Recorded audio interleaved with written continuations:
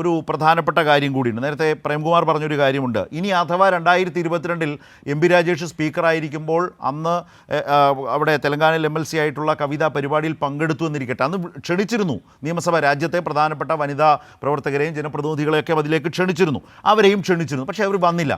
M P Rajesh ചോദിച്ചൊരു ചോദ്യമുണ്ട്. ഇനി അഥവാ 2022 അദ്ദേഹം, ഞാൻ എന്ന് പറയുന്നത് എം പി രാജേഷ് സ്പീക്കറായിരിക്കെ അവർ പരിപാടിയിൽ പങ്കെടുത്തു എന്ന് തന്നെ കരുതുക, എങ്കിൽ തന്നെ അതിലെന്താണ് ഇപ്പോൾ വാർത്ത? അപ്പോൾ ചില താല്പര്യാർത്ഥം അതിനെ കണക്ട് ചെയ്യുക എന്നുള്ളതാണ്.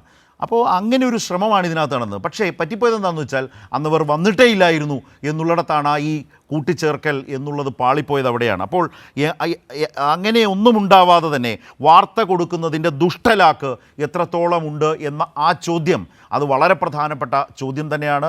മാധ്യമങ്ങൾ മറുപടി പറഞ്ഞില്ലെങ്കിലും അത് നിശ്ചയമായും അതൊരു പ്രധാനപ്പെട്ട ചോദ്യമായി എല്ലാ കാലവും ഇങ്ങനെയൊക്കെ ചെയ്തവരുടെ മുമ്പിൽ തന്നെ നിൽക്കും എന്നുള്ളതാണ് ഇതിൽ പറഞ്ഞു വെക്കേണ്ടതായ ഒരു കാര്യം.